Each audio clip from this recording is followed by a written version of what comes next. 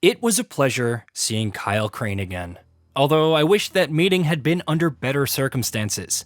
Despite that, my time with Dying Light the Beast was a complete blast, and the Castor Woods are full of entertaining ways to kill and be killed. Nothing comes cheap, and Techland's latest outing and Crane's latest adventure is all the better for it. The Beast is an engaging new adventure and features a survival horror gameplay loop that puts the onus of balancing time between various activities, both narrative and otherwise, on its players.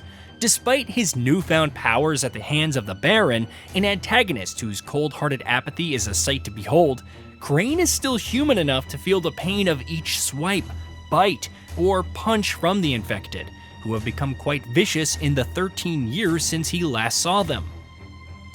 Thankfully, he hasn't forgotten the valuable parkour skills that Rahim taught him during his time in Harran, and guiding him around the world is probably among my favorite parts of the experience. That's not to say that the game doesn't shine in other areas, but the traversal mechanics in this game showcases just how much pride and effort Techland has poured into this title. You leap, swing, and scurry around both indoor and outdoor environments with ease, blazing a path to your next objective thanks to a system that blends very well with environments designed to support it. Movement's been defloated and depended.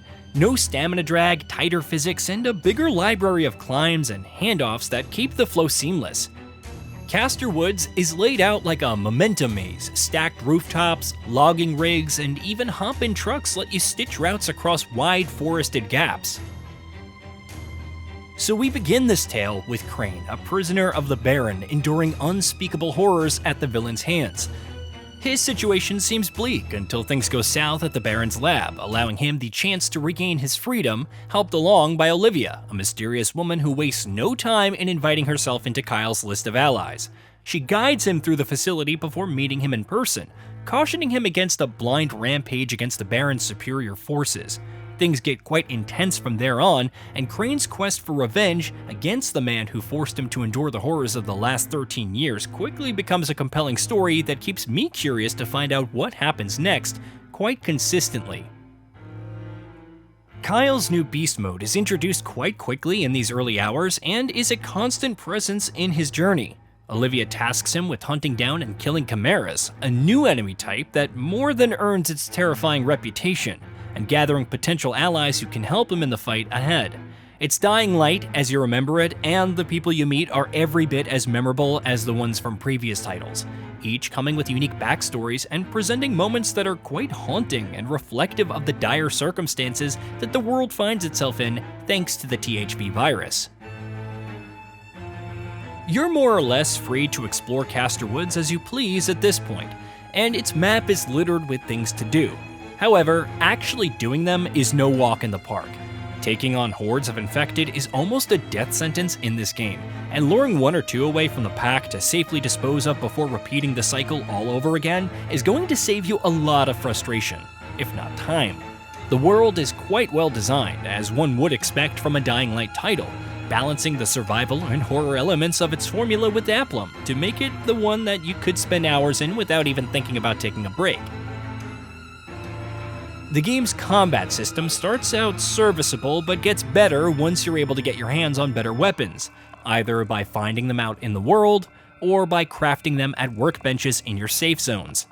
I've got to give a special shout out to the way that Techland made good use of the DualSense 5's haptics, with each swing of the weapon causing my controller to rumble away in my hands. However, your melee weapons aren't going to last forever, and hanging on to them means that you're going to be diving into your inventory menu to repair them, using up valuable resources to do so every time. Now that's kind of a bummer since most resources are quite scarce, and new weapons and upgrades require a ton of them. Don't be surprised if you're left without a weapon or low on ammo just as a swarm of infected comes crashing in, forcing you to bolt before you're torn apart. Firearms can hit hard in a pinch, but keeping them viable is tricky. Ammo's scarce, and you'll need to hunt down blueprints and scavenge supplies just to craft enough. And remember, all of this is just during the day. At night, things get worse, a whole lot worse. The Volatiles are back and are absolutely terrifying. They come at you with everything they have, leaving you with no other option but to turn tail and run once you're spotted. unless you're close to activating your beast mode and standing a chance at taking them down. The beast mode mechanic is quite a nice touch.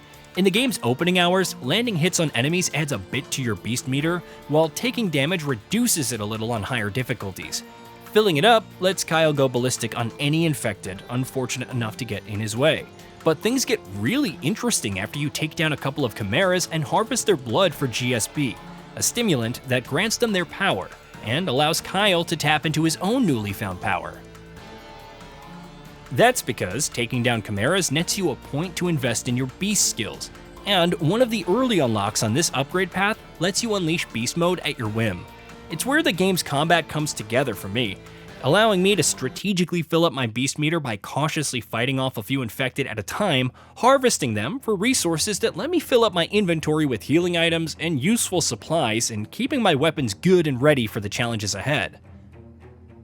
This careful preparation is a part of the gameplay loop, and is almost a prerequisite before diving into any of the story or side missions, which are also quite challenging. I began the game on the hardest difficulty and quickly dropped down to normal, where I spent the majority of my time with the beast. There's no shame in dropping further down to easy mode, considering that you don't lose valuable XP every time you die, a penalty imposed on you in other modes. You could choose to bring a friend along via multiplayer co-op if things get too intense though.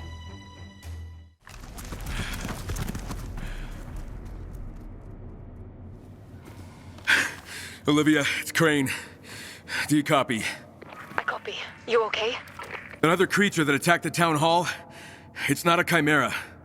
It looked more like a volatile, but it attacked in broad daylight. No wonder those people were so terrified. Something else. It seemed smarter than the others. A lot smarter. Caught me off guard. Nearly choked me out.